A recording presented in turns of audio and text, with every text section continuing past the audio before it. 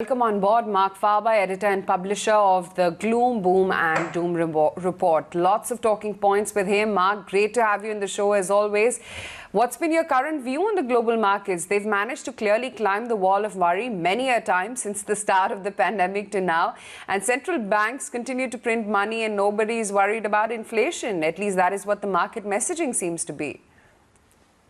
Well, I wouldn't say that nobody is worried about inflation. But clearly markets are rising because, as you pointed out, central banks are printing money and they can print much more. That we have to be aware of. They can buy assets, and by buying assets or existing assets, they can create liquidity. And what they can also do is essentially buy all the government debt that the government is issuing. So they kind of control interest rates, or as I would suggest, they manipulate interest rates. And with it, they've created what some people call an asset bubble in the world that stretches from bonds to stocks to real estate to everything, with some positive and some negative consequences. Right. Marc, but do you think this kind of debt is unsustainable even for USA? And why is Fed not then normalizing as yet? I mean, our data points are all indicative of a return to normalcy, be it retail sales. Others are indicating a return of more normalcy as well. Where is the situation really leading up to?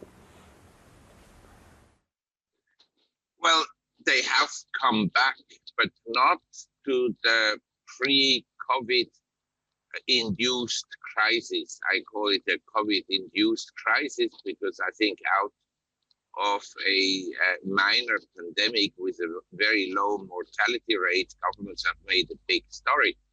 But basically, the US economy still employs far fewer people. About 6 million fewer people than before the crisis. If you see some statistics in terms of consumption that are favorable, it is mostly because of money printing and the huge fiscal expansion. And even employment is rising rapidly within the government. In other words, the government is expanding, the private sector not that much. And then there are some mismatches. In other words, some companies have difficulties to find people to fill jobs because the benefits that the US government is paying out is sometimes larger than the wages that they could receive. So there are some distortions. But there is one point that I want to make is clearly this has been negative for wealth inequality. You see over, say, I live in the north of Thailand. I can observe this very well. I don't need to be an economist to see that. Poor people, they have shops, they have small businesses, they have a hairdresser salon, a tattoo salon, and whatnot. All these establishments were closed down. And at the same time, big business, the stock market, the S&P 500 and so forth, that is owned by wealthy people, is way up. And we have statistics that show that wealthy people have increased their wealth significantly, as well as Mr. Faber, who owns stocks and bonds and commodities and so forth.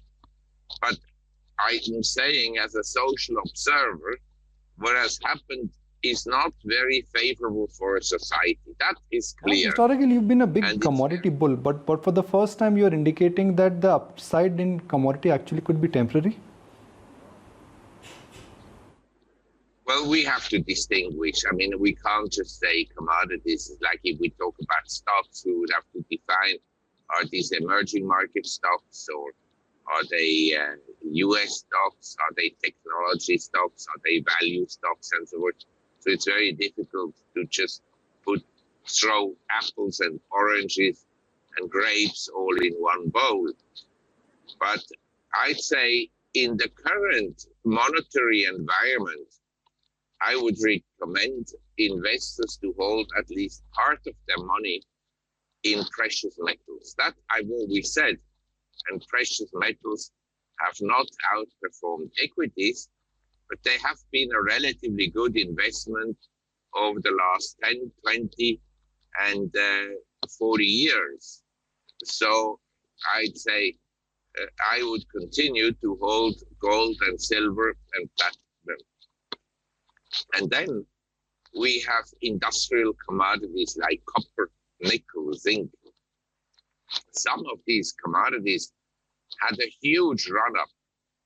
And I'd just like to remind you, say, a typical industrial commodity that is also consumption related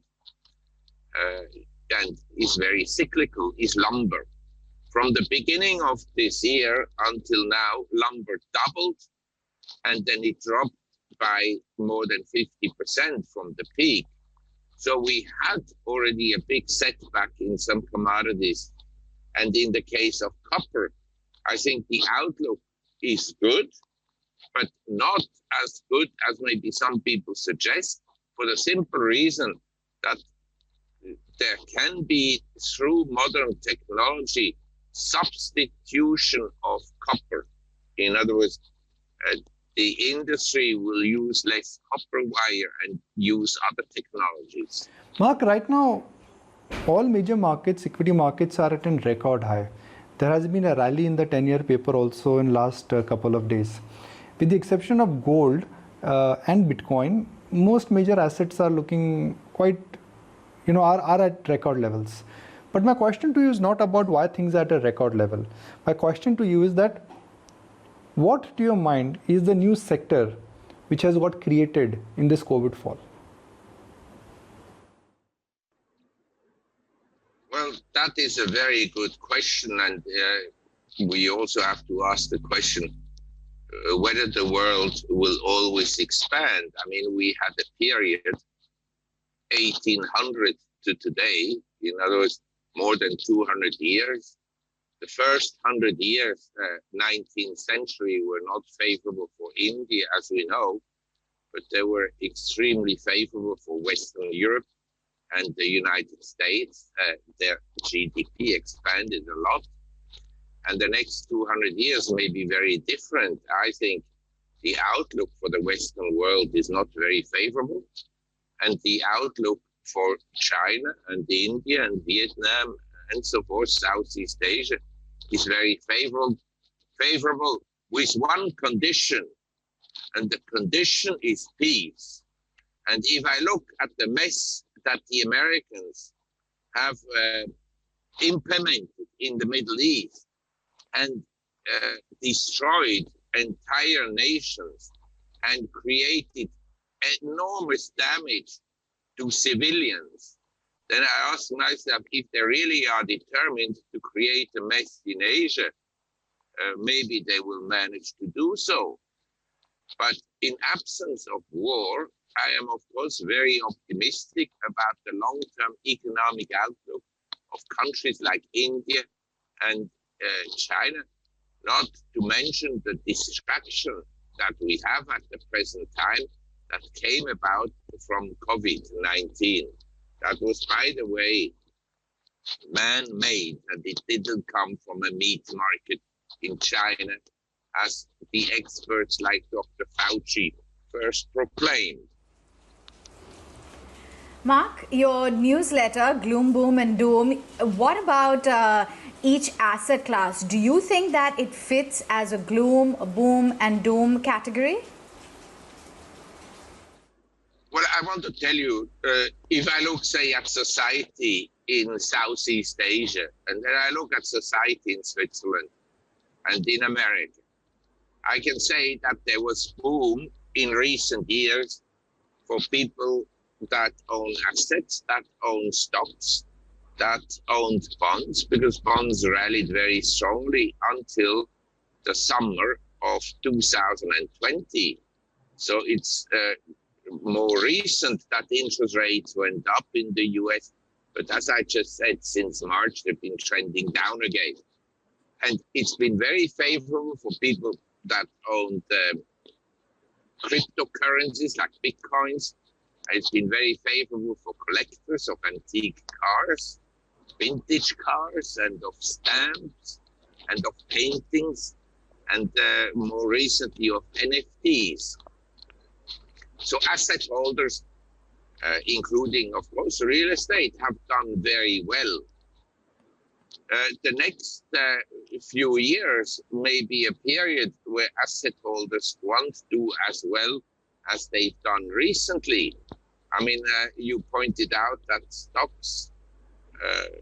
the stock market capitalization as a percent of the economy is at the highest level ever. Correct. Valuations are high. It is not easy to find good companies that are at the bargain price. There is a bargain in the world, and that is real estate in small villages in Europe, in Germany, Austria, Eastern Europe anyway, Italy, Portugal, Spain, in small villages. The property prices are low because in small villages, the population is going down. By the way, the same in Japan. And so as these villages become deserted, some are actually empty. You can get the property for nothing. And I think there is a big shift in the world. Nobody needs to be in the center of Mumbai anymore. We can do everything through the computer. I can talk to you through the computer. I can talk to my friends through the computer. I don't need to see them every day. So this is a new life. This is a new environment. And I think the world, like after the Industrial Revolution, we had built canals and railroads. It never went back to the good old romantic days of the 18th century when people traveled in coaches and so forth, horse-drawn vehicles. That was over. This is what the world is about, is constant change. And unless you adapt to these changes, you are left behind. There's no point to say it was better this way or it will be better that way. It is a fact. We have to get used to the fact that we were brought up in a belief that democracy would bring freedom. And what the governments, democratically elected, have done is locked up most of the people in the world, unprecedented in the history of mankind. Never happened before. Yes, perhaps the only thing that's constant is change. But Marc, you know, we've seen the US equity markets, which have been on a tear. Amazon, for instance, has a market cap of $2 trillion. Microsoft and Apple, they're not too far behind. And if we add this up, it's equivalent to almost half of the GDP of the world. How are you analyzing this boom? Correct. This is what I've pointed out, that money printing aggravates the tendency to growing wealth inequality, especially if some people, like in the US, politics is largely run by wealthy people through their lobbies. And so the tax system is very favorable for wealthy people. The grandchild of Roy Disney recently published an article. Roy Disney and Walt Disney, they founded Disney, the highly successful entertainment company. You may not have to like Mickey Mouse and so forth, as I do. The fact is, it was a huge success as an entertainment company. Anyway, she said she only became recently aware, because she inherited a lot of money, that actually rich people like herself, they hardly pay any tax. And Well, Marc, really appreciate your time and thank you for joining us. Well, let's start a new